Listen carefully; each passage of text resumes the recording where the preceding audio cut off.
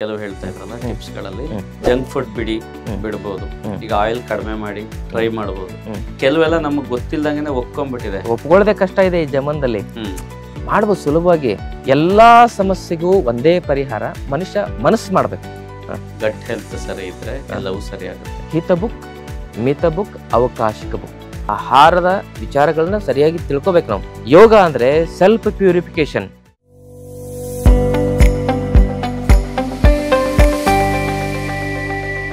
ಈಗ ನನ್ಗನ್ಸಿದ್ದು ನೀವು ಕೆಲವು ಹೇಳ್ತಾ ಇದ್ರಲ್ಲ ಟಿಪ್ಸ್ಗಳಲ್ಲಿ ಜಂಕ್ ಫುಡ್ ಬಿಡಬಹುದು. ಈಗ ಆಯಿಲ್ ಕಡಿಮೆ ಮಾಡಿ ಟ್ರೈ ಮಾಡಬಹುದು. ಈಗ ಮುದ್ದೆ ಅಥವಾ ರೊಟ್ಟಿ, ಅನ್ನ ಈ ತರ ಜಾಸ್ತಿ ತಿನ್ಬಹುದು. ಬಟ್ ಕೆಲವು ಟೀ ಕಾಫಿನೂ ಬಿಡ್ಬೋದು, ಬಿಡಕ್ ಆಗಲ್ಲ ಅಂತಲ್ಲ. ಎಷ್ಟೋ ಜನ ಬಿಟ್ಟಿದ್ದಾರೆ, ಟೀ ಕಾಫಿ ಬಿಡ್ತಾರೆ. ಇವಾಗೆಲ್ಲ ಗ್ರೀನ್ ಟೀ ಏನೇನೋ ಆ ತರದನ್ನ ಟ್ರೈ ಮಾಡ್ತಾರೆ. ಅದ್ರ ಆಚೆಗೆ ಕಷಾಯಗಳನ್ನ ಕುಡಿಬಹುದು. ಬಟ್ ಕೆಲವೆಲ್ಲ ನಮಗ್ ಗೊತ್ತಿಲ್ದಂಗೆ ಒಪ್ಕೊಂಡ್ಬಿಟ್ಟಿದೆ. ಹಲ್ಲುಜ್ಬೇಕು, ಅದಕ್ಕೆ ಪೇಸ್ಟ್ ಹಾಕಿನೇ ಹಲ್ಲುಜ್ಬೇಕು, ಈ ತರದ್ ಬಂದ್ಬಿಟ್ಟಿದೆ. ಸ್ನಾನ ಮಾಡ್ಬೇಕು, ಸೋಪ್ ಹಾಕಿನೇ ಸ್ನಾನ ಮಾಡ್ಬೇಕು ಈಗಿರುವಂತಹ ಸೋಪ್ ಕಡೆ. ಅದನ್ನ ಬಿಟ್ಟು ನೀವು ಹೇಳಿರುವಂತಹ ನಿಸರ್ಗದತ್ತವಾಗಿರೋ ವಸ್ತುಗಳನ್ನ ಉಪಯೋಗಿಸಿ ಮಾಡೋದು ಸ್ವಲ್ಪ ಕಷ್ಟ ಈ ಜಮಾನಕ್ಕೆ ಅಂತ ಅನ್ಸುತ್ತೆ. ಹೌದೌದು, ತುಂಬಾ ಕಷ್ಟ ಆಗುತ್ತೆ. ಒಪ್ಕೊಳ್ಳೋದೇ ಕಷ್ಟ ಇದೆ ಈ ಜಮಾನದಲ್ಲಿ. ಮಾಡ್ಬೋದು ಸುಲಭವಾಗಿ. ಈ ನೋಡಿ, ನಮ್ಮ ಆಶ್ರಮದಲ್ಲಿ 100 ರೂಪಾಯಿಗೆ ಒಂದು ಡಬ್ಬಿ ಪೌಡರ್ ಸಿಗ್ತದೆ. 100-200 ರೂಪಾಯಿಗೆ. ಅದು 3-4 ತಿಂಗಳಾಗತ್ತೆ. ಅದ್ರಲ್ಲಿ ಹಲ್ಲು ಅಲಗಾಡೋದು, ಹಲ್ಲಲ್ಲಿ ವಾಸನೆ ಬರೋದು, ಹಲ್ಲಲ್ಲಿ ಕೀವು ಸೋರ್ತಾ ಇರೋದೆಲ್ಲ ಆ ಪೌಡರ್ ಹಚ್ಚಿ ಉಜ್ಜಿರ್ ಹೋಗ್ಬಿಡ್ತದೆ. ಮತ್ತೆ ಒಂದು ಸ್ನಾನದ ಚೂರ್ಣ. ಈಗ ಏನಾಗಿದೆ ಪರಿಸ್ಥಿತಿ ಅಂದ್ರೆ, ಸಾಧ್ಯವಾದಷ್ಟು ನೀವು ಮಾಡಿ ಅಂತ ಹೇಳ್ಬಿಟ್ಟು ನಮ್ಮ ಕಡೆಯಿಂದನೇ ಸೋಪು ಶಾಂಪು ಮಾಡಿಸ್ತಾ ಇದ್ದಾರೆ. ಅದ್ರಲ್ಲಿ ಕೆಮಿಕಲ್ ಹಾಕ್ಲೇಬೇಕಾಗತ್ತೆ. ಆದ್ರೆ ಅವರು ನೀವು ಮಾಡಿದ್ದು ನಾವು ತಗೊಳ್ತೀವಿ ಅನ್ನೋ ಒಂದು ಉದ್ದೇಶಕ್ಕೆ ಬರ್ತಾರೆ. ನಾವು ಮುಂದಿನ ಜಮಾನಗಳಲ್ಲಿ ನಾವು ಅದನ್ನ ಪರಿಶುದ್ಧವಾಗಿ ಸೋಪು ಶಾಂಪು ತಯಾರು ಮಾಡ್ತಾ ಇದ್ವಿ. ಸದ್ಯಕ್ಕೆ ನಾವೀಗ ಅದನ್ನು ಬಿಡ್ಬೇಕಂತಿದೆ. ಯಾಕಂದ್ರೆ ನಮ್ಮ ತಪ್ಪುಗಳನ್ನ ನಾವು ಹೇಳ್ಕೋಬೇಕಾಗತ್ತೆ. ಬರೀ ಮಂದಿ ಬೇರೆಯವ್ರ ತಪ್ಪನ್ನೇ ಹೇಳ್ಕೊಳ್ಳೋದಕ್ಕಿಂತ ನಮ್ಮ ತಪ್ಪುಗಳನ್ನ ಹೇಳ್ಕೋಬೇಕು ನಾವು. ಆದ್ರೆ ನಮ್ಮ ಉದ್ದೇಶ ಏನಿದೆ ಅಂದ್ರೆ, ನೋಡ್ರಿ, ಕಡಲೆ ಹಿಟ್ಟು ಎಲ್ಲರ ಮನೇಲಿದೆ. ಕಡಲೆ ಹಿಟ್ಟಿದೆ, ಕಸ್ತೂರಿ ಅರಶಿನ, ಮೆಂತ್ಯ ಪೌಡ್ರು, ಈ 3 ಹಾಕಿದ್ರೆ ಸ್ನಾನದ ಚೂರ್ಣ ಆಯ್ತು. ಇದ್ರಲ್ಲಿ ಏನ್ ಕಷ್ಟ ಇದೆ ಹೇಳಿ? ಏನು ಕಷ್ಟ ಇಲ್ಲ ಇದ್ರಲ್ಲಿ. ನಾವು ಬೇರೆಯವರು ಅದನ್ನ ಜಾಸ್ತಿ ಕೇಳ್ತಾ ಇದಾರೆ ಅಂತ ನಾವು ಮಾಡಿದ್ವಿ. ಆದ್ರೆ ಈಗ ನಮಗೊಂದು ಅನಿಸ್ತಾ ಇದೆ, ನಮ್ಗೆ ಇಂಟ್ಯೂಷನ್ ಬರ್ತಾ ಇದೆ, ನೋಡಪ್ಪ ಅವ್ರು ಹಂಗ್ ಕೇಳ್ತಿದಾರಂತ ಅವ್ರಂಗೆ ನೀ ಕುಣಿಬೇಡ. ನೀನ್ ಇವಾಗ ಏನ್ ಮಾಡ್ಬೇಕಂದ್ರೆ ಹೇಳಿದ್ದನ್ನೇ ಮಾಡ್ಬೇಕು, ಮಾಡಿದ್ದನ್ನೇ ಹೇಳ್ಬೇಕು ಅಂತ ನನ್ನ ಮನಸ್ಸಾಕ್ಷಿ ನನಗೆ ಹೇಳ್ತು. ಅದಕ್ಕೆ ನಾನು ಕೂಡ ಈ ಶಾಂಪೂ, ನಮ್ಮ ಆಶ್ರಮದಲ್ಲಿ ತಯಾರಾಗ್ತಕ್ಕಂಥ ಶಾಂಪೂ ಸೋಪುಗಳನ್ನ ಸ್ವಲ್ಪ ತಡೆ ಹಿಡಿಬೇಕು ಅಂತ ಪ್ರಯತ್ನ ಮಾಡ್ತಾ ಇದ್ದೇನೆ. ಅದಕ್ಕೆ ಇವೆಲ್ಲ ಸುಲಭವಾಗಿದ್ದಾವೆ, ಮತ್ತೆ ಖರ್ಚಿಲ್ಲ. ನೀವೊಂದು ಸೋಪಿಗೆ ಎಷ್ಟು ಖರ್ಚು ಮಾಡ್ತೀರಾ, ಅದಕ್ಕಿಂತ ಕಡಿಮೆ ಖರ್ಚಲ್ಲಿ ಕಡಲೆ ಹಿಟ್ಟು, ಕಸ್ತೂರಿ ಅರಿಶಿನ ಸಿಗ್ತದೆ ನಿಮ್ಗೆ. ಸ್ನಾನ ಚೂರ್ಣಗಳು, ಅಂಟ್ವಾಳಕಾಯಿಂದ ಮೈ ಸ್ನಾನ ಮಾಡ್ಬೋದು. ಅಂಟ್ವಾಳಕಾಯಿನ ಪೌಡರ್ ಸಿಗ್ತದೆ, ಅದನ್ನ ಅದ್ರ ಮಿಕ್ಸ್ ಮಾಡ್ಕೊಂಡು ಮಾಡ್ಕೋಬಹುದು. ಆದ್ರೆ ಎಲ್ಲಾ ಸಮಸ್ಯೆಗೂ ಒಂದೇ ಪರಿಹಾರ, ಮನುಷ್ಯ ಮನಸ್ಸು ಮಾಡ್ಬೇಕು. ಮನಸ್ಸು ಮಾಡೋದು ಒಂದೇ ಪರಿಹಾರ. ನಾವು ಮನಸ್ಸು ಮಾಡಿದ್ರೆ ಏನೂ ಆಗೋದಿಲ್ಲ. ಈಗ ಆಹಾರ ಕ್ರಮ ಬಹಳ ಇಂಪಾರ್ಟೆಂಟ್. ನೀವು ಅವಾಗ್ಲೂ ಹೇಳ್ತಾ ಇದ್ರಿ, ಗಟ್ ಹೆಲ್ತ್ ಸರಿ ಇದ್ರೆ ಎಲ್ಲವೂ ಸರಿ ಆಗುತ್ತೆ ಅಂತ. ಅದಕ್ಕಾಗಿ ಒಂದು ಟಿಪ್ಸ್ ಅಂತ ನೀವು ಹೇಳೋದಾದ್ರೆ, ಸಲಹೆ ಅಂತ ಕೊಡೋದಾದ್ರೆ, ಆಹಾರ ಕ್ರಮ ಹೇಗಿರ್ಬೇಕು? ಹಿತ ಬುಕ್, ಮಿತ ಬುಕ್, ಅವಕಾಶಿಕ ಬುಕ್. ಅಂದ್ರೆ ಆಹಾರ ಹಿತವಾಗಿ ಸೇವನೆ ಮಾಡ್ಬೇಕು, ಮಿತವಾಗಿ ಸೇವನೆ ಮಾಡ್ಬೇಕು. ಜಪಾನ್ ನಲ್ಲಿ ಒಂದು ಪದ್ಧತಿ ಇದೆ, ಹಪೆ ಹರ್ಚೋ ಅಂತ ಏನೋ ಕರೀತಾರೆ ಅದಕ್ಕೆ. ಅವರು ತಮ್ಮ ಹೊಟ್ಟೆಯ 80% ಮಾತ್ರ ಸೇವನೆ ಮಾಡ್ತಾರೆ ಆಹಾರವನ್ನು. ಅದಕ್ಕೆ ನೋಡಿ, ಜಪಾನ್ ನಲ್ಲಿ ಹೆಚ್ಚು 100 ವರ್ಷಗಳ ಕಾಲ ಬದುಕೋ ಜನಸಂಖ್ಯೆನೇ ಜಾಸ್ತಿ ಇದೆ ಅಲ್ಲಿ. ನಮ್ಮ ಆಯುರ್ವೇದ ಅದನ್ನ ಮೊದಲೇ ಹೇಳಿದೆ, ಹಿತವಾಗಿರ್ಬೇಕು ಆಹಾರ, ಮಿತವಾಗಿರ್ಬೇಕು. ನಾನು ಯಾವಾಗ್ಲೂ ಒಂದು ಮಾತು ಹೇಳ್ತಿರ್ತೇನೆ, ದುನಿಯಾಕ್ಕೆ ಸಾರೇ ಲೋಗ್ ಅಪನೆ ಖಾನೆ ಮೇ ಆಧಾ ಕಟಾ ದಿಯಾ ತೋ ಸಾರೇ ಡಾಕ್ಟರ್ ಲೋಗ್ ಭೂಕೆ ಮರ್ ಜಾಯೇಗ. ಅಂದ್ರೆ ನಮ್ಮ ಆಹಾರವನ್ನ ನಾವು ಕಡಿಮೆ ಮಾಡಿದ್ರೆ ಸಾಕು, ಚೆನ್ನಾಗಿ ಜೀರ್ಣ ಆಗಿಬಿಡ್ತದೆ. ಚೆನ್ನಾಗಿ ಜೀರ್ಣ ಆದ್ರೆ ರೋಗನೇ ಬರೋದಿಲ್ಲ. ಜೀರ್ಣ ಚೆನ್ನಾಗಾದ್ರೆ, ಅಗ್ನಿ ದೀಪನ ಆದ್ರೆ, ಅಗ್ನಿಯಲ್ಲಿ ವ್ಯತ್ಯಾಸ ಆಗೋದೇ ಸರ್ವ ರೋಗಕ್ಕೂ ಕಾರಣ ಅಂತ ಹೇಳ್ತಾರೆ ನಮ್ಮ ಆಯುರ್ವೇದದಲ್ಲಿ. ನೋಡ್ರಿ, ನೀವು ಡಾಕ್ಟರ್ ಹತ್ರ ಹೋದಾಗ ಸೀರಿಯಸ್ ಪೇಷಂಟ್ ಇದ್ರೆ ಮೊದ್ಲು ಮುಟ್ ನೋಡ್ತಾರೆ. ಮೈ ಬೆಚ್ಚಗಿತ್ತು ಅಂತ ಹೇಳಿದ್ರೆ ಮಾತ್ರ ಟ್ರೀಟ್ಮೆಂಟ್ ಶುರು ಮಾಡ್ತಾರೆ. ಮೈ ತಣ್ಣಗಾದ್ರೆ ಬೆಡ್ಶೀಟ್ ತೆಗೆದು ಮುಖದ ಮೇಲೆ ಹಾಕ್ತಾರೆ, ಐ ಆಮ್ ಸೋ ಸಾರಿ ಅಂತಾರೆ. ಅಂದ್ರೆ ಮೈ ಬೆಚ್ಚಗಿದ್ರೆ ಪ್ರಾಣ, ಅಗ್ನಿ ತತ್ವ. ಅದಕ್ಕೆ ನಾವು ಹೆಚ್ಚಿಗೆ ತಿಂದ್ರೆ ಅಗ್ನಿ ತತ್ವ ಹಾಳಾಗಿ ನಮ್ಗೆ ತೊಂದರೆ ಆಗುತ್ತೆ. ಅದಕ್ಕೆ ಮಿತ ಬುಕ್, ಅವಕಾಶಿಕ ಬುಕ್. ಅವಕಾಶ ಸಿಗ್ಬೇಕು ಹೊಟ್ಟೆಯಲ್ಲಿ, ಜೀರ್ಣ ಆಗ್ಲಿಕ್ಕೂ ಕೂಡ ಒಂದ್ ಮಿಕ್ಸಿಗೆ ಫುಲ್ ಹಾಕ್ಬಿಟ್ಟು ತಿರ್ಗಿಸಿದ್ರೆ ತಿರ್ಗಲ್ಲ ಅದು. ಅವಕಾಶ ಇರ್ಬೇಕು, ಅವಕಾಶಿಕ ಬುಕ್ ಅಂತ ಹೇಳ್ತಾರೆ. ಮತ್ತೆ ಋತುಗನುಗುಣವಾಗಿ ತಿನ್ಬೇಕು. ಮಳೆಗಾಲದಲ್ಲಿ ತಂಪು ಆಹಾರ ತಿನ್ನಬಾರ್ದು, ಚಳಿಗಾಲದಲ್ಲಿ ಒಣಗಿನ ಆಹಾರ ತಿನ್ನಬಾರ್ದು. ಯಾಕಂದ್ರೆ ವೃಕ್ಷತೆ ಚಳಿಗಾಲದಲ್ಲಿ ಇರ್ತದೆ, ಮಳೆಗಾಲದಲ್ಲಿ ಕಫ ಇರ್ತದೆ. ಅವಾಗ ಕಫ ಪ್ರಧಾನವಾದ ತಣ್ಣನೆ ಆಹಾರ, ಹಣ್ಣು ಈ ತರದನ್ನ ತಿನ್ನಬಾರ್ದು. ಚಳಿಗಾಲದಲ್ಲಿ ನಾವು ಎಣ್ಣೆ ಪದಾರ್ಥಗಳನ್ನ ಹೆಚ್ಚಾಗಿ ತಿನ್ಬೇಕು. ಅವಾಗ ನೋಡಿ, ಎಳ್ಳುಂಡೆ, ಶೇಂಗಾದ ಕಾಳು ಉಂಡೆ, ಈ ತರದ ಆ ಹಬ್ಬದಲ್ಲಿ ಅದೇ ತರ ಪದಾರ್ಥಗಳನ್ನ ಮಾಡ್ತಾರೆ. ನೀವು ಚಳಿಗಾಲದಲ್ಲಿ ನೋಡ್ಬೇಕಾರೆ ಈ ಯುಗಾದಿ ಬರುತ್ತೆ ಅವಾಗ ಎಳ್ಳು ಬೆಲ್ಲ ತಿಂತೇವೆ. ಬೇಸಿಗೆಯಲ್ಲಿ ಬರ್ತಕ್ಕಂತ ಶಿವರಾತ್ರಿ ಬರುತ್ತೆ ಅವಾಗ ಹಣ್ಣು ಹಂಪಲುಗಳನ್ನ ತಿಂತೇವೆ. ಮಳೆಗಾಲದಲ್ಲಿ ಬರ್ತಕ್ಕಂತ ಗಣೇಶನ ಹಬ್ಬ ಇವಕ್ಕೆಲ್ಲ ಪಾಯಸಗಳನ್ನ ಜಾಸ್ತಿ ಮಾಡ್ತೇವೆ. ಅಂದ್ರೆ ನಮ್ಮ ಹಿರಿಯರು ಪ್ರಕೃತಿಗೆ ಅನುಗುಣವಾಗಿ ತಮ್ಮ ಆಹಾರ ಪದ್ಧತಿಯನ್ನ ಸೆಟ್ ಮಾಡ್ಕೊಂಡಿದ್ರು. ಹೀಗೆ ಅವಕಾಶಿಕ ಬುಕ್, ಋತು ಬುಕ್. ಈ ಋತುವಿಗೆ ಅನುಗುಣವಾಗಿ ಹಿತವಾಗಿ ಮಿತವಾಗಿ ಆಹಾರ ತಿಂದ್ರೆ ಮನುಷ್ಯನಿಗೆ ಆರೋಗ್ಯದ ಸಮಸ್ಯೆಗಳು ನಾವು ತಡೆಗಟ್ಟಬಹುದು. ಈಗ ಆಯುರ್ವೇದ ಅಂತಂದ್ರೆ ಆರೋಗ್ಯ ಪದ್ಧತಿ, ಜೀವನ ಪದ್ಧತಿ. ಬಟ್ ಅದ್ರ ಆಚೆಗೆ ರೋಗ ಬಂದಿದ್ದಕ್ಕೆ ಟ್ರೀಟ್ಮೆಂಟ್ ಮಾಡೋದಕ್ಕಿಂತ ನಮ್ಮಲ್ಲಿ ರೋಗ ನಿರೋಧಕ ಶಕ್ತಿಯನ್ನ ಹೆಚ್ಚಿಸ್ಕೊಳ್ಳೋದೇ ನಮ್ಮ ಆರೋಗ್ಯಯುತ ಜೀವನಕ್ಕೆ ಒಳ್ಳೇದು ಅಂತ ಅನ್ಸುತ್ತೆ. ಆಯುರ್ವೇದದಲ್ಲಿ ನಿಮ್ಮ ಸಜೆಷನ್ಸ್ ಗಳೇನು? ಆಯುರ್ವೇದ ಅಂದ್ರೇನೆ, ಆಯುರ್ ಅಂದ್ರೆ ಆಯುಷ್ಯ, ವೇದ ಅಂದ್ರೆ ಜ್ಞಾನ. ಆಯುಷ್ಯವನ್ನ ವೃದ್ಧಿಸುವ ಜ್ಞಾನವೇ ಆಯುರ್ವೇದ. ಇಲ್ಲಿ ಮುಖ್ಯವಾಗಿ ದಿನಚರ್ಯ, ಋತುಚರ್ಯ, ಆಹಾರಚರ್ಯ ಅಂತ ಬರುತ್ತೆ. ಈ ಮೂರೂ ಶುದ್ಧ ಮಾಡಿಕೊಳ್ಳದೆ ಪರಿಪೂರ್ಣ ಆಯುರ್ವೇದದ ಮೂಲ ಸಿದ್ಧಾಂತ. ಕಾಯಿಲೆ ಬಂದ ಮೇಲೆ ಔಷಧಿ ಕೊಡೋದ್ರ ಬಗ್ಗೆ ಹೆಚ್ಚು ಇಲ್ಲಿ ವಿವರಣೆಗಳಿಲ್ಲ ಆಯುರ್ವೇದದಲ್ಲಿ. ಜೀವನ ಪದ್ಧತಿ ಬಗ್ಗೆ, ಲೈಫ್ ಸ್ಟೈಲ್, ಫುಡ್ ಸ್ಟೈಲ್ ಬಗ್ಗೆನೇ ಜಾಸ್ತಿ ಅಧ್ಯಾಯಗಳಿದಾವೆ. ಚರಕ ಮಹರ್ಷಿಗಳಾಗಿರ್ಬೋದು, ಸುಶ್ರುತರಾಗಿರ್ಬೋದು, ವಾಗ್ಭಟರಾಗಿರ್ಬೋದು, ಇದ್ರ ಬಗ್ಗೆ ಹೆಚ್ಚು ಒತ್ತನ್ನ ಕೊಡ್ತಾರೆ. ಅದಕ್ಕಾಗಿ ನಾವೇನ್ ತಿಳ್ಕೊಬೇಕಂತ ಹೇಳಿದ್ರೆ ಆಹಾರವೇ ಪರಮೌಷಧಿ ಅಂತ ಕರೀತಾರೆ. ನಮ್ಮ ಕನ್ನಡದಲ್ಲೇ ಒಂದು ಗಾದೆ ಮಾತಿದೆ, ಊಟ ಬಲ್ಲವನಿಗೆ ರೋಗವಿಲ್ಲ, ಮಾತು ಬಲ್ಲವನಿಗೆ ಜಗಳವಿಲ್ಲ. ಅದಕ್ಕಾಗಿ ನಾವೇನ್ ನೋಡಿ, ಈಗ ನಾವು ಇತ್ತೀಚಿನ ಒಂದು ಪದ್ಧತಿಯನ್ನ ಹೇಳ್ಬೇಕಂದ್ರೆ, ಈಗ ನಮಗೆ ಹೆಚ್ಚಾಗಿ ಜಾಸ್ತಿ ಆಗ್ತಾ ಇರತಕ್ಕಂಥದ್ದು cholesterol, triglyceride, BP, sugar, thyroid, joints pain, ನರ ದೌರ್ಬಲ್ಯತೆ, ಮಕ್ಕಳಾಗದೇ ಇರೋ ಸಮಸ್ಯೆ, ಗರ್ಭಕೋಶದ ಸಮಸ್ಯೆ, ಆಮೇಲೆ ಇವೆಲ್ಲ ನಿದ್ರಾಹೀನತೆ ಇವೆಲ್ಲ ಬರ್ತಾ ಇದಾವೆ. ಇದಕ್ಕೆಲ್ಲ ಕಾರಣ ಏನಂತ ಹೇಳಿದ್ರೆ ದೇಹಕ್ಕೆ ಬೇಕಾಗಿರೋ ಪೋಷಕ ಸತ್ವಗಳ ಕೊರತೆ, ಆಮೇಲೆ ದೇಹದಲ್ಲಿ ಹೆಚ್ಚಾಗ್ತಾ ಇರತಕ್ಕಂಥ ಟಾಕ್ಸಿಸಿಟಿ. ಯಾಕೆ ಹಂಗಾಗ್ತಾ ಇದೆ ಅಂದ್ರೆ ನಾವು ತಿಂತಾ ಇರತಕ್ಕಂಥದ್ದು ಹೆಚ್ಚು ಕಾರ್ಬೋಹೈಡ್ರೇಟ್ ಫುಡ್ ಇದೆ. ನಾವು 4 ರೊಟ್ಟಿ ತಿಂತೇವಿ, ಅದ್ರ ಜೊತೆಗೆ ಇಷ್ಟೇ ಸಾಂಬಾರು ಪಲ್ಯ ತಿಂತೇವೆ. ಆಮೇಲೆ 2 ದಪ್ಪ ಮುದ್ದೆ ತಿಂತೇವಿ, ಸಾಂಬಾರು ಪಲ್ಯ ಕಮ್ಮಿ ತಿಂತೇವೆ. ಹಾಗಾಗೋದ್ರಿಂದ ಅದೇನಾಗುತ್ತೆ ಅಂತ ಹೇಳಿದ್ರೆ ಏಕಮುಖವಾದ ಆಹಾರ ಆಗುತ್ತೆ. ಹಿಂದಿನ ಜನ ಅದನ್ನ ತಿಂದ್ರು, ಅದು ಕೆಲಸ ಮಾಡ್ತಿರೋ, ಅರ್ಗಿಸ್ಕೊಳ್ತಿರು. ಈಗಿನ ತಕ್ಕಾಗಿ ನಾವು ಮಾತಾಡ್ಬೇಕಲ್ಲ. ಹಾಗೆ ಕಾಲಕ್ಕೆ ಆ ವಿಜ್ಞಾನವನ್ನು ಕೂಡ ಸ್ವಲ್ಪ ಪರಿವರ್ತನೆ ಮಾಡ್ಕೊಳ್ತಾ ಹೋಗ್ಬೇಕು. ಅದಕ್ಕೆ ನಾವೀಗೇನ್ ತಿನ್ಬೇಕಂದ್ರೆ 30 ಭಾಗ ರೊಟ್ಟಿ, ಅನ್ನ, ಮುದ್ದೆ ತಿಂದ್ರೆ 70 ಭಾಗ ಪಲ್ಯ, ಸಾಂಬಾರ್ ತಿನ್ಬೇಕು.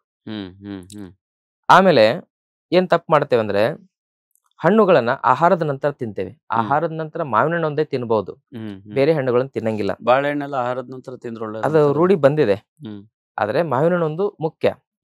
ಏನಾಗುತ್ತೆ, ಹಣ್ಣು ಜೀರ್ಣ ಆಗ್ಲಿಕ್ಕೆ ಸ್ವಲ್ಪ ಸಮಯ, ಆಹಾರ ಜೀರ್ಣ ಆಗ್ಲಿಕ್ಕೆ ಜಾಸ್ತಿ ಸಮಯ ಬೇಕಾಗುತ್ತೆ.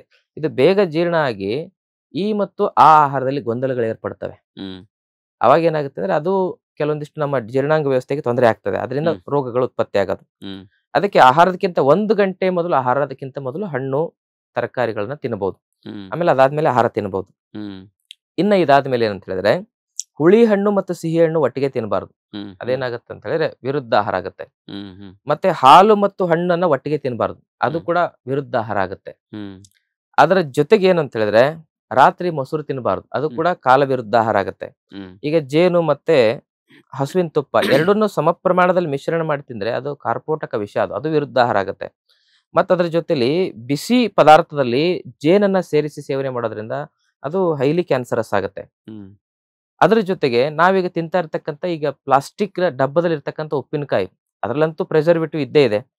ಆ ಹುಳಿ ಅಂಶ ಪ್ಲಾಸ್ಟಿಕ್ ಜೊತೆಗೆ ಸೇರಿದಾಗ ಅದು ಹೈಲಿ ಕ್ಯಾನ್ಸರಸ್ ಆಗುತ್ತೆ.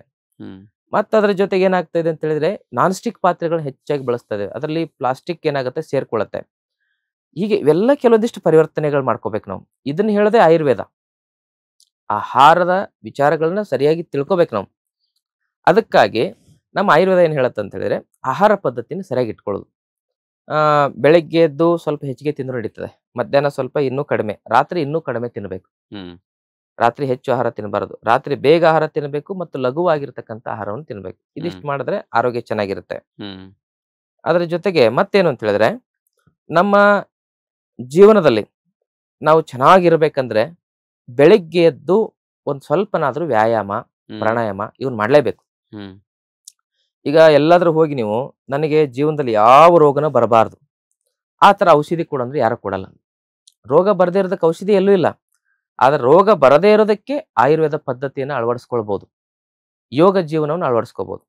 ಬೆಳಗ್ಗೆ ಎದ್ದು ಯಾರು ಸೂರ್ಯ ನಮಸ್ಕಾರ ಮಾಡ್ತಾರೆ, ಒಂದಿಷ್ಟು ಸೂರ್ಯ ನಮಸ್ಕಾರ ಮಾಡೋದು, ಒಂದಿಷ್ಟು ಸೂಕ್ಷ್ಮ ವ್ಯಾಯಾಮ, ಕತ್ತು ತಿರುಗಿಸೋದು, ಕೈ ತಿರುಗಿಸೋದು, ಸ್ವಲ್ಪ ಸೊಂಟ ತಿರುಗಿಸೋದು, ಇದೆಲ್ಲ ಸೂಕ್ಷ್ಮ ವ್ಯಾಯಾಮ ಮಾಡೋದು. Walking, jogging. ವಾಕಿಂಗ್ ಮಾಡಬಹುದು. ಜಾಗಿಂಗ್ ಸ್ವಲ್ಪ ಒಳ್ಳೇದಲ್ಲ ಮನುಷ್ಯನಿಗೆ. ರನ್ ಟು ಡೆತ್ ಅಂತಾರೆ. ಅಂದ್ರೆ ಈ ಓಡದಾಗ ಮೊಣಕಾಲಿಗೆ, ದೇಹಕ್ಕೆ ಒತ್ತಡ ಬೀಳುತ್ತೆ. ಅದ್ರ ಬದಲು ಸೂರ್ಯ ನಮಸ್ಕಾರ ಇವೆಲ್ಲ ವರ್ಕೌಟ್ ಜೊತೆಗೆ ವರ್ಕಿನ್ನು ಆಗ್ಬೇಕು. ಯೋಗ ಅಂದ್ರೆ ಅದೇನ್ ಮಾಡುತ್ತೆ, ಮೈಂಡ್, ಬಾಡಿ ಅಂಡ್ ಬ್ರೆತ್ ಈ ಮೂರನ್ನು ಕನೆಕ್ಟ್ ಮಾಡುತ್ತೆ. ನಾವೆಲ್ಲ ಹೋಗಿ ವರ್ಕೌಟ್ ಮಾಡೋದ್ರಿಂದ ಅದು ಫಿಸಿಕಲ್ ಒಂದು ವರ್ಕೌಟ್ ಆಗುತ್ತೆ. ನಮ್ಮ ಎನರ್ಜಿ ಏನಾಗುತ್ತೆ, ಕ್ಯಾಲರಿ ಬರ್ನ್ ಆಗುತ್ತೆ ಹೊರತು ಒಳಗಿನ ಇಂಟ್ಯೂಷನ್ ಅದು ಆಕ್ಟಿವೇಟ್ ಆಗೋದಿಲ್ಲ. ನಮ್ಮ ಒಳಗಿರ್ತಕ್ಕಂಥ ಈ ವೇಗಸ್ ನಾಡಿ ಆಗಿರ್ಬೋದು, ಅಲ್ಲಿರ್ತಕ್ಕಂಥ ರಿದಮ್ ಆಗಿರ್ಬೋದು, ಡೈಜೆಸ್ಟಿವ್ ಸಿಸ್ಟಮ್, ಎಂಡೋಕ್ರೈನ್ ಸಿಸ್ಟಮ್, ಆಮೇಲೆ ಸರ್ಕ್ಯುಲೇಟರಿ ಸಿಸ್ಟಮ್, ಇವೆಲ್ಲ ಸಿಸ್ಟಮ್ಗಳನ್ನ ಬ್ಯಾಲೆನ್ಸ್ ಮಾಡ್ಲಿಕ್ಕೆ ಯೋಗ ಬೆಸ್ಟ್ ಸೊಲ್ಯೂಷನ್ ಅಂತ ಹೇಳ್ತೇವೆ ನಾವು. ಇಲ್ಲಿ ನಾವು ಬೆಳಗ್ಗೆ ಸೂರ್ಯ ನಮಸ್ಕಾರ, ಪ್ರಾಣಾಯಾಮ. ಈಗ ಒಂದು ಭಸ್ತ್ರಿಕಾ ಪ್ರಾಣಾಯಾಮ ಅಂತ ಇದೆ. ಹೀಗೆ ಮಾಡಿದಾಗ ಲಂಗ್ಸ್ ಅಲ್ಲಿ ಸುಮಾರು 600 ಬಿಲಿಯನ್ಗಿಂತ ಹೆಚ್ಚು ಅಲ್ಯೂಲೈಸ್ಗಳಿದಾವೆ. ಮಿಲಿಯನ್ ಬಿಲಿಯನ್ ಸ್ವಲ್ಪ ಕನ್ಫ್ಯೂಷನ್ ಇದೆ. ಅವೆಲ್ಲ ಏನಾಗುತ್ತೆ ಅಂದ್ರೆ ಸ್ವಚ್ಛ ಆಗುತ್ತೆ. ಅಲ್ಯೂಲೈಸ್ ಅಂದ್ರೆ ಗಾಳಿ ಚೀಲಗಳು. ಆ ಲಂಗ್ಸ್ ಕ್ಲೀನ್ ಆಯ್ತು. ಇದರಿಂದ ಹೊಟ್ಟೆಯಲ್ಲಿ ಜಠರಾಗ್ನಿ ಕ್ರಿಯಾಶೀಲ ಆಯ್ತು. ಮತ್ತೆ ನೆಕ್ಸ್ಟ್ ಕಪಾಲ ಭಾತಿ ಪ್ರಾಣಾಯಾಮ. ಕಪಾಲ ಅಂದ್ರೆ ಮೆದುಳು, ಭಾತಿ ಅಂದ್ರೆ ಬೆಳಕು. ಇದನ್ನ ಸ್ಕಲ್ ಶೈನ್ ಬ್ರೀದಿಂಗ್ ಅಂತ ಕರೀತಾರೆ, ಕಪಾಲ ಭಾತಿ ಪ್ರಾಣಾಯಾಮನ. ಈ ಪ್ರಾಣಾಯಾಮ ಮಾಡ್ತಾ ಹೋದ್ರೆ BP, ಶುಗರು, ಥೈರಾಯ್ಡ್ ಇವು ತನ್ನಷ್ಟಕ್ಕೆ ತಾನೇ ವಾಸಿ ಆಗ್ತವೆ, ಆಗಿದಾವೆ.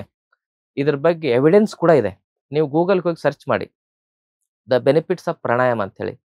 ಸೈಂಟಿಫಿಕ್ ಆಗಿ ರಿಸರ್ಚ್ ಕೂಡ ಮಾಡಿದ್ದಾರೆ. ಯಾಕಂದ್ರೆ ಇದನ್ನ ಸುಮ್ಮನೆ ಹೇಳಿದ್ರೆ ಏನು ಹೇಳ್ತಾರೆ ಅಂತ ಹೇಳಿದ್ರೆ, ಇತ್ತೀಚಿನ ಜನ ಇದು ಸೂಡೋ ಸೈನ್ಸ್ ಹಾಗೆ ಹೀಗೆಲ್ಲ ಹೇಳೋದಿದೆ. ನಮ್ಮ ಆಯುರ್ವೇದನೇ ಅನ್ಸೈಂಟಿಫಿಕ್ ಅನ್ನೋ ಹೇಳೋ ಜನನು ಮಹಾತ್ಮರು ಇದ್ದಾರೆ. ಅದಕ್ಕಾಗಿ ನಾವು ಅವ್ರ ಬಗ್ಗೆ ಏನು ಮಾತಾಡೋದಿಲ್ಲ. ಯಾಕಂದ್ರೆ ನಮ್ಮ ನಾಲಿಗೆ ನಮ್ಮ ವ್ಯಕ್ತಿತ್ವವನ್ನು ಸೂಚನೆ ಮಾಡುತ್ತೆ. ಅದಕ್ಕೆ ಬೇರೆಯವ್ರ ಬಗ್ಗೆ ನಾವು ಮಾತಾಡೋದು ಬೇಡ. ನಮ್ಮ ಹಿರಿಮೆ ಗರಿಮೆಗಳನ್ನ, ನಮ್ಮ ಆಚಾರ ವಿಚಾರಗಳನ್ನ, ಅದ್ರಲ್ಲಿರ್ತಕ್ಕಂಥ ವೈಜ್ಞಾನಿಕತೆ ನಾವು ತಿಳ್ಕೊಂಡ್ರೆ ಸಾಕು. ಬೇರೆಯವ್ರ ಬಗ್ಗೆ ಮಾತಾಡೋದ್ರ ಬಗ್ಗೆ ನಮ್ಗೇನು ಅಷ್ಟೊಂದು ಸಮಯ ನಮ್ಗಿಲ್ಲ ಈಗ. ಅದಕ್ಕಾಗಿ ಕಪಾಲ ಭಾತಿ ಮಾಡೋದ್ರಿಂದ ನಮ್ಮ ಶರೀರದಲ್ಲಿ ಡಿಜೆನರೇಷನ್ ಆಗಿರೋ ಸೆಲ್ಸ್ಗಳು ಮತ್ತೆ ರೀಜನರೇಷನ್ ಆಗ್ತವೆ ಕಪಾಲ ಭಾತಿ ಮಾಡೋದ್ರಿಂದ. ರೀಜನರೇಷನ್ ಅಂದ್ರೆ ರೀಚಾರ್ಜ್ ಆದಂಗೆ ರೋಗಗಳು ಹೋಗ್ಬಿಡ್ತವೆ. ಈಗ ಯಾವುದೇ ಸೆಲ್ ಡಿಜೆನರೇಷನ್ ಆದ್ರೆ ಹಾರ್ಟು, ಕಿಡ್ನಿ, ಲಿವರು, ಬ್ರೈನು, ಅಲ್ಲಿ ಡಿಜೆನರೇಷನ್ ಆದ್ರೆ ರೋಗ ಉತ್ಪತ್ತಿ ಆಗೋದು. ಆ ಡಿಜೆನರೇಷನ್ ಆಗೋ ಸೆಲ್ಸ್ ರೀಜನರೇಷನ್ ಆದ್ರೆ ಇದು ನ್ಯಾಚುರಲ್ ಸ್ಟೆಮ್ ಸೆಲ್ಸ್ ಥೆರಪಿ ಆಯ್ತು. Natural stem cells therapy, natural ಆಗಿ ಸೆಲ್ಸ್ ಹೊಸದಾಗುತ್ತೆ ಕಪಾಲ ಭಾತಿ ಮಾಡೋದ್ರಿಂದ, ಭಸ್ತ್ರಿಕಾ ಮಾಡೋದ್ರಿಂದ. ಅನುಲೋಮ ವಿಲೋಮ ಪ್ರಾಣಾಯಾಮ ಅಂತ ಬರುತ್ತೆ, ಆಮೇಲೆ ಭ್ರಾಮರಿ ಪ್ರಾಣಾಯಾಮ ಅಂತ ಬರುತ್ತೆ. ಹೀಗೆ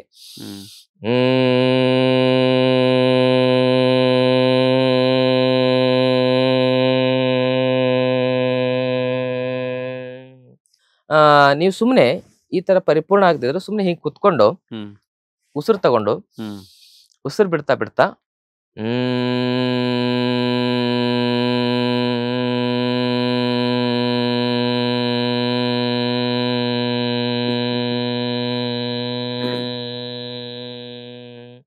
ಈ ರೀತಿ ಶಬ್ದ ಮಾಡಿ ಒಂದ್ಸರಿ.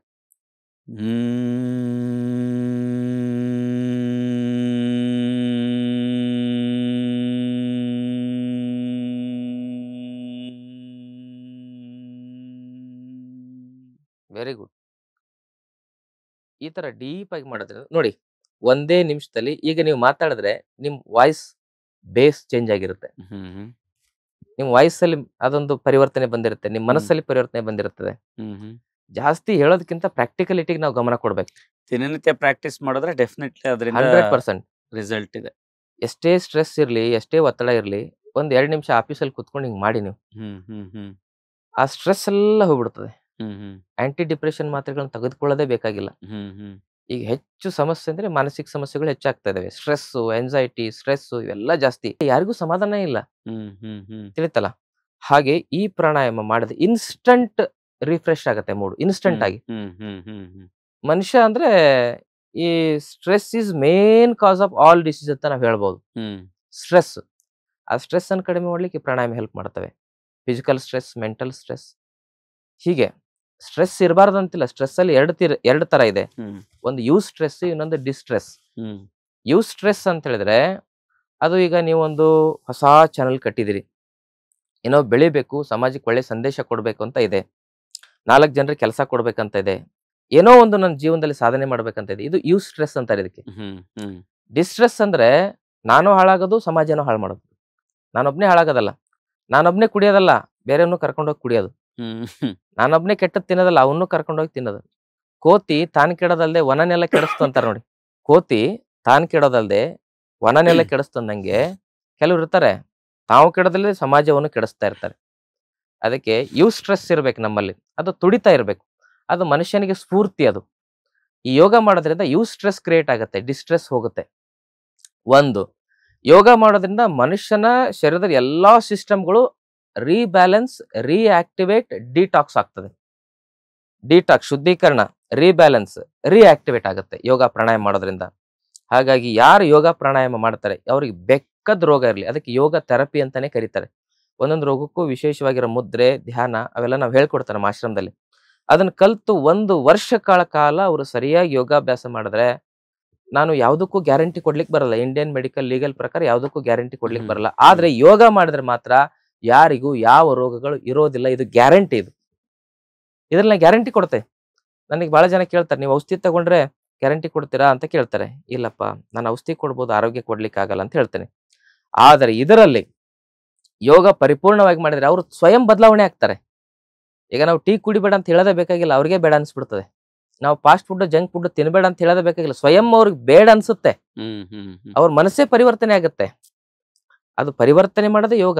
ಬಸವಣ್ಣವ್ರು ಏನ್ ಮಾಡಿದ್ರು, if character is last everything is last ಅಂತ ನಾವು ಅಂತೀವಲ್ಲ, ಮಹಾತ್ಮರ ದೃಷ್ಟಿಕೋನ ಹೇಗಿರುತ್ತೆ, ಅವ್ರು ವೇಶ್ಯರ ಹತ್ರ ಹೋಗಿ ಕುತ್ಕೊಂಡು ಅವ್ವ ಅಕ್ಕ ಅಂದ್ರ ಅವ್ರಿಗೆ. ಹಂಗಂದ ತಕ್ಷಣ ಅವ್ರು ಚೇಂಜ್ ಆದ್ರು. ಅವಾಗ ಏನಾಯ್ತು, ಅವ್ರಿಗೂ ದೀಕ್ಷೆ ಕೊಟ್ರು. ನೋಡವ್ವ, ನಿನ್ ದೇಹ ಕೆಟ್ಟೋಗಿದೆ, ನಿನ್ ಮನಸ್ಸು ಚೆನ್ನಾಗಿದೆ, ನಿನ್ ಮನಸ್ಸು ಬಹಳ ಚೆನ್ನಾಗಿದೆ. ದೇಹ ಕೆಟ್ಟೋಗಿರ್ಬೋದು, ದುಡ್ಡು ಕೊಟ್ರೆ ನೀನ್ ದೇಹ ಕೊಟ್ಟಿದ್ಯಾ, ಮನಸ್ಸು ಕೊಟ್ಟಿಲ್ಲ ನೀನು. ವೇಶ್ಯೆ ತನುವನಪ್ಪಿ ಸುಖ ಕೊಡಬಲ್ಲಳೆ ಹೊರತು ಮನವನಪ್ಪಿ ಸುಖ ಕೊಡಲಾರಳು ಅಂತೇಳಿ 12,000 ಜನ ವೇಶ್ಯರನ್ನ ಪರಿವರ್ತನೆ ಮಾಡಿ ಶರಣೆಯರನ್ನ ಮಾಡಿದ್ರು ಬಸವಣ್ಣವ್ರು. ಮನೆಗೆ ಕಳ್ಳ ಬಂದ, ಅವ್ರಿಗೆ ಗೊತ್ತಿರ್ಲಿಲ್ಲ, 64 ವಿದ್ಯೆಗಳು ಗೊತ್ತಿದ್ದು, ಕಳ್ಳ ಅಂತ ಗೊತ್ತಿತ್ತು ಅವ್ರಿಗೆ. ಅವ್ರೇನ್ ಹೇಳಿದ್ರೆ, ನೋಡಪ್ಪ ನೀನ್ ಕಳ್ಳ ಅಲ್ಲಪ್ಪ, ದೇವ್ರು ನೀನ್, ನನ್ನ ಪಾಲಿಗೆ ದೇವ್ರು, ನಮ್ಮನೇಲಿ ಇದೆ ಅಂತ ಬಂದಿದೆ, ನೋಡು ತಗೊಂಡೋಗಿ ಏನಿದೆ. ನೀವು ಯಾರಾದ್ರೂ ನಿಮ್ಮನ್ನ ಹೊಡಿಲಿಕ್ಕೆ ಬಂದ್ರೆ, ಆಯ್ತಪ್ಪ ನಾನೇ ನೀನ್ ಕರಿಬೇಕು ಅನ್ಕೊಂಡಿದ್ದೆ, ಬಾ ಹೊಡಿಬಾ ಅಂತ ಹೇಳ್ಬಿಟ್ರೆ ಅವ್ನ ಮನಸ್ಸು ಚೇಂಜ್ ಆಗ್ಬಿಡ್ತದಲ್ಲಿ. ಹೊಡಿತಾ, ಇಲ್ಲಿ ಹೊಡಿ ಬರಪ್ಪ, ಜೋರಾಗಿ ಹೊಡಿಬಾ ಇಲ್ಲ ಅಂತ ಹೇಳ್ಬಿಟ್ರೆ ಚೇಂಜ್ ಆಗ್ಬಿಡ್ತಾನೆ. ನನಗೆ ಹೊಡಿತೆ, ನಾನು ನಿನ್ನ ಹೊಡಿತೆ ಅಂತ ಹೇಳಿದ್ರೆ ಅಲ್ಲಿ ಶುರುವಾಗುತ್ತಿದ್ದ. ನೀ ನನಗಂತೆ, ನಾನು ನಿನಗೆ ಅಂತೀನಿ ಅಂತ ಹೇಳ್ಬಿಟ್ರೆ ಯುದ್ಧ ಶುರುವಾಗುತ್ತೆ. ಅದಕ್ಕೆ ಮುಗಿದ ಕೈ ಬಾಗಿದ ತಲೆ, ಇದು ಯೋಗದ ಸಂಕೇತ. ಇದು ಮನೆಯಲ್ಲಿ ಜಗಳ ವ್ಯಾಜ್ಯಗಳು ಶುರುವಾಗೋದು ಹಿಂಗೇನೆ. ಅವ್ರು ಹೇಳಿದ ಇವ್ರು ಕೇಳಲ್ಲ, ಇವ್ರು ಹೇಳಿದ ಅವ್ರು ಕೇಳಲ್ಲ. ಏನಂತ ಹೇಳಿದ್ರೆ, ಯಾವಾಗ ನಾವು ಸೂಕ್ಷ್ಮವಾಗಿ ಹೇಳಿದಾಗ ಅವ್ರು ಕೇಳಿಲ್ಲ, ನಾವು ಅವ್ರನ್ನ ದ್ವೇಷ ಮಾಡಬಾರ್ದು, ದೂರ ಇಟ್ಬಿಡ್ಬೇಕು. ದೂರ ಅಂದ್ರೆ ಅವರಿಂದ ಡಿಸ್ಟೆನ್ಸ್ ಅಲ್ಲಿ ದೂರ ಅಲ್ಲ, ಮಾನಸಿಕವಾಗಿ ದೂರ. ಹಾಗಾದಾಗ ಪರಿಪೂರ್ಣ ಆರೋಗ್ಯ. ಇದು ಮನುಷ್ಯನ ಮನಸ್ಸಿನಲ್ಲಿ ತಾನೇ ಏನಾಗುತ್ತೆ ಅಂದ್ರೆ ಡೆವಲಪ್ಮೆಂಟ್ ಆಗ್ತಾ ಹೋಗುತ್ತೆ. ಇವಾಗ ನನಗೆ ತುಂಬಾ ಜನ ಏನಂದ್ರೆ, ನಮ್ಮ ಆಶ್ರಮದಲ್ಲಿ ಔಷಧಿ ಕೊಟ್ಟವರೆಲ್ಲ ವಾಸಿ ಆಗೋದಿಲ್ಲ. 100ಕ್ಕೆ 90% ಜನ ವಾಸಿ ಆಗ್ತಾರೆ, ಇನ್ನು 10% ಜನ ವಾಸಿನೇ ಆಗೋದಿಲ್ಲ ಅವರು. ಯಾಕಂದ್ರೆ ಪೂರ್ವ ಜನ್ಮಂ ಕೃತಂ ಪಾಪಂ ವ್ಯಾಧಿ ರೂಪೇನ ಪೀಡಿತೆ, ಅವ್ರದ್ದು ಹಿಂದಿನ ಜನ್ಮದ ಕರ್ಮಗಳು ಈ ಜನ್ಮದಲ್ಲಿ ವ್ಯಾಧಿಗಳಾಗಿ ಕಾಡ್ತಾ ಇರ್ತವೆ. ಈಗ ನಾವು ಬ್ಯಾಂಕಲ್ಲಿ ಎಷ್ಟು ಇಟ್ಟಿರ್ತೇವೆ ಅಷ್ಟು ರಿಟರ್ನ್ ಬರ್ತದೆ ನಮಗೆ. ಹಾಗೆ ಅವ್ರದ್ದು ಏನ್ ಇಟ್ಟಿರ್ತಾರೆ ಅದು ಬರ್ತದೆ ರಿಟರ್ನ್ ಅವ್ರಿಗೆ. 2ನೇದವ್ರು ಡೈಟ್ ಮಾಡಿರೋದಿಲ್ಲ ಸರಿಯಾಗಿ, 3ನೇದು ಅವ್ರ ಮನಸ್ಸು ಸರಿಯಾಗಿರೋದಿಲ್ಲ ಕೆಲವು ಜನರದು, 4ನೇದು ಯೋಗಾಭ್ಯಾಸ ಮಾಡಿರೋದಿಲ್ಲ, ಅದಕ್ಕೆ ಅವ್ರ ಕಾಯಿಲೆ ವಾಸಿಯಾಗಿರೋದಿಲ್ಲ. ಅವ್ರು ಕೆಲವ್ರು ಬಂದು ಏನ್ ಮಾಡ್ತಾರೆ, ನಿಮ್ಮ ಮೇಲೆ ಕೇಸ್ ಹಾಕ್ತೇವೆ ಅಂತಾರೆ, ನಿಮ್ಗೆ ಬೈತಾರೆ, ಏನೇನೋ ಅಶ್ಲೀಲವಾಗಿರೋ ಶಬ್ದ ಬಳಸ್ತಾರೆ. 10% ಜನ. ಇನ್ನು 90% ಜನ ಒಳ್ಳೇದಾಗಿರ್ತದೆ, ಅವ್ರು ಬರ್ತಾರೆ, ನೀವು ನಮ್ಮ ಪಾಲಿನ ದೇವ್ರು ಅಂತ ಹೇಳ್ತಾರೆ, ನಮ್ದೊಂದು ಕಟೌಟ್ ಮಾಡಿ ಹಾಲಿನ ಅಭಿಷೇಕ ಮಾಡಿದೀವಿ ಅಂತ ಹೇಳ್ತಾರೆ. ನಾವೇನಾಗ್ಬೇಕಂದ್ರೆ, ಈ ಹೊಗಳದವ್ರಿಗೆ ಜಾಸ್ತಿ ಖುಷಿ ಆಗಬಾರ್ದು, ಈ ತೆಗಳದವ್ರಿಗೆ ಟೆನ್ಷನ್ ಮಾಡ್ಕೊಳ್ಬಾರ್ದು. ನಾವೇನಂತ ನಾವು ಬದುಕಬೇಕಷ್ಟೇ. ಮನವರಿಯದ ಕಳ್ಳತನವಿಲ್ಲ, ಬಿಡು ಬಾಹ್ಯದಳು ಡಂಬವ, ಮಾನಸದಳು ಜಪಿಸು ಎಡಬಿಡದೆ ಶಂಭುವ, ಒಡಲೊಳಂಚಿಸಿ ಹೊರಗೆ ನೀ ಕೀರ್ತಿಯ ಪಡೆದರೆ ಶಿವನಿನ ಒಲಿವನೇ ಮೊರಳೆ. ಯೋಗ ಅಂದ್ರೆ ಸೆಲ್ಫ್ ಪ್ಯೂರಿಫಿಕೇಶನ್, ಅದಾದರ ಜೊತೆಗೆ ಸೋಷಿಯಲ್ ಪ್ಯೂರಿಫಿಕೇಶನ್. ಅದಕ್ಕೆ ನಾವೆಲ್ಲ ಯೋಗ ಮಾಡಿದ್ರೆ ಎಲ್ಲಾ ಸಮಸ್ಯೆಗೂ ಪರಿಹಾರ. ನಮ್ಮ ದೇಶ ಯೋಗಿಗಳ ದೇಶ, ನಮ್ಮ ದೇಶ ಆಯುರ್ವೇದದ ದೇಶ. ಆಯುರ್ವೇದ ಯೋಗ ಹೇಗಿದೆ ಅಂದ್ರೆ, ಈ ದೇಶಕ್ಕೆ 2 ಕಾಲುಗಳಿದ್ದಂಗೆ. ನಮ್ಮ ಹೆಲ್ತ್ ಬಜೆಟ್ 100ಕ್ಕೆ 90% ಕರಗುತ್ತೆ, ಕಡಿಮೆ ಆಗುತ್ತೆ ಎಲ್ಲರೂ ಯೋಗ ಮಾಡ್ಲಿಕ್ಕೆ ಶುರು ಮಾಡಿದ್ರೆ. ಏನು ಸ್ವಾಮಿ, ನಾವು ತುಂಬಾ ಲೇಟಾಗಿ ಹೇಳ್ತೇವೆ, ಯೋಗ ಮಾಡ್ಲಿಕ್ಕೆ ಆಗಲ್ಲ, ಹಾಗೆ ಹೀಗೆ ಟೈಮ್ ಸಿಗಲ್ಲ ಅಂತ ಹೇಳ್ತಾರೆ. ಅಲ್ಟಿಮೇಟ್ಲಿ ಯಾವತ್ತಾದ್ರೂ ಒಂದ್ಸರಿ ಆಸ್ಪತ್ರೆಗೆ ಹೋದ್ರೆ 6 ತಿಂಗಳು 1 ವರ್ಷನ ಬೆಡ್ ರೆಸ್ಟ್ ಮಾಡ್ಬೇಕಾಗತ್ತೆ. ಇಲ್ಲಿ ಒಂದು ಅವರ್ ನಾವು ಎಲ್ಲೋ ಸ್ವಲ್ಪ ಟೈಮ್ ಮಾಡ್ಕೊಂಡು ಯೋಗ ಮಾಡಿದ್ರೆ ಆ ಒಂದು ಟೈಮ್ ಉಳಿತದೆ. ಮತ್ತೆ ಜೊತೆಗೆ ನಮ್ಮ ಆಯಸ್ಸು ಹೆಚ್ಚಿಗೆ ಆಗುತ್ತೆ.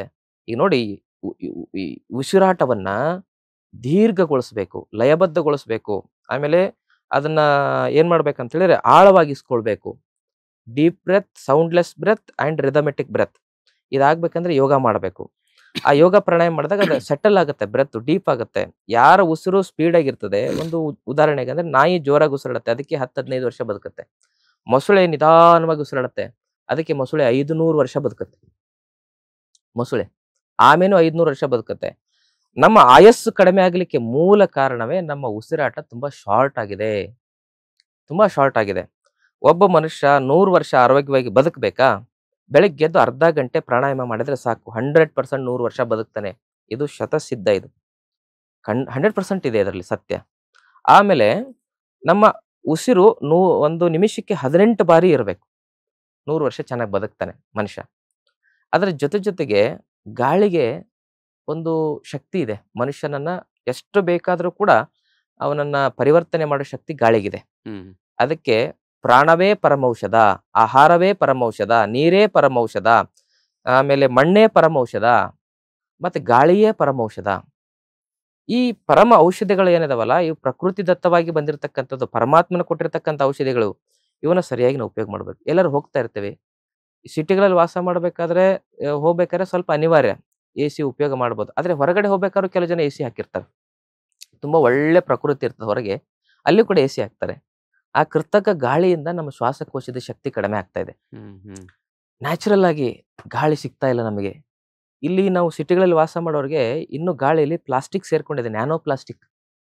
ಆಮೇಲೆ ಕಾರ್ಬನ್ ಪ್ರಮಾಣ ಜಾಸ್ತಿ ಆಗಿದೆ. ನಾನು 20 ದಿವಸ ನಮ್ಮ ಆಶ್ರಮದಲ್ಲಿ ಹುಬ್ಳಿಯಲ್ಲಿ ಇರ್ತೇನೆ. ಅಲ್ಲಿದ್ದಾಗ ನನ್ನ ದೇಹ ತುಂಬಾ ಹಗುರ ಇರ್ತದೆ, ಚೈತನ್ಯ ಇರ್ತದೆ. 10 ದಿವಸ ಅನಿವಾರ್ಯವಾಗಿ ಬೆಂಗಳೂರಿಗೆ ಕನ್ಸಲ್ಟೇಷನ್ ಬರ್ತೀನಿ. ಇಲ್ಲಿ ಬಂದಾಗ ನನ್ನ ದೇಹದಲ್ಲಿ ಚೈತನ್ಯನೇ ಕಮ್ಮಿ ಆಗ್ಬಿಡ್ತದೆ ಸಡನ್ ಆಗಿ. ಇದು ನಾನು ಅನುಭವಿಸಿರೋದು ನನ್ನ ಜೀವನದಲ್ಲಿ. ಅದಕ್ಕೆ ಇದು ಕೆಟ್ಟ ಪಟ್ಟಣ ಸೇರ್ತಂದಂಗೆ ಈ ಸಿಟಿ ಜೀವನ ಕೆಲವರಿಗೆ ಅನಿವಾರ್ಯ ಆಗಿದೆ. ಆದ್ರೂ ಕೂಡ ವಾರಕ್ಕೊಂದ್ಸಲ ಏನಾದ್ರೂ ಸಿಟಿ ಬಿಟ್ಟೊಂದು 100 ಕಿಲೋಮೀಟರ್ ಹೊರಗಡೆ ಹೋಗಿ ಮಕ್ಕಳನ್ನ ಕರ್ಕೊಂಡು ಹೊಲ ಗದ್ದೆಗಳಲ್ಲಿ ನಮ್ಮನೇಲಿ ಇದ್ದಿದ್ದ ತಿಂಡಿನೇ ತಗೊಂಡೋಗಿ ಅಲ್ಲಿ ತಿಂದ್ರೆ ತುಂಬಾ ಖುಷಿ ಇರ್ತದೆ. ನೀವೆಂತ ದೊಡ್ಡ ಯಾವ್ಯಾವ ಸ್ಟಾರ್ ಹೋಟ್ಲಲ್ಲಿ ತಿಂದ್ರೂ ಕೂಡ ಆ ಖುಷಿ ಸಿಗೋದಿಲ್ಲ. ಪ್ರಕೃತಿಗಿಂತ ದೊಡ್ಡದು ಯಾವುದೂ ಇಲ್ಲ. ಅದಕ್ಕೆ ಪ್ರಕೃತಿ, ಬ್ಯಾಕ್ ಟು ನೇಚರ್ ಅಂತ. ನೇಚರ್ ಅಂದ್ರೆ it's a divine manifestation, it's a visible god. ಯಾರು ನಿಸರ್ಗದ ಹತ್ತಿರ ಬದುಕ್ತಾರೆ ಅವ್ರಿಗೆ ಆರೋಗ್ಯ ಚೆನ್ನಾಗಿರುತ್ತೆ. ನೇಚರ್ ಇಂದಾನೆ ಫ್ಯೂಚರ್, ನೇಚರ್ ಇಂದ ನಮಗೆ ಫ್ಯೂಚರ್ ಇಲ್ಲ. ಲೇಟೆಸ್ಟ್ ಹಾಗೂ ಇಂಟ್ರೆಸ್ಟಿಂಗ್ ಸುದ್ದಿಗಳಿಗಾಗಿ ಬಾಸ್ ಟಿವಿ ಕನ್ನಡ ಚಾನೆಲ್ನ ಸಬ್ಸ್ಕ್ರೈಬ್ ಮಾಡಿ, ಹಾಗೆಯೇ ಬೆಲ್ ಐಕಾನ್ ಪ್ರೆಸ್ ಮಾಡಿ. ಇದರ ಜೊತೆಗೆ ಫೇಸ್ಬುಕ್, ಇನ್ಸ್ಟಾಗ್ರಾಮ್, ಎಕ್ಸ್ ನಲ್ಲೂ ಮಿಸ್ ಮಾಡದೆ ಫಾಲೋ ಮಾಡಿ.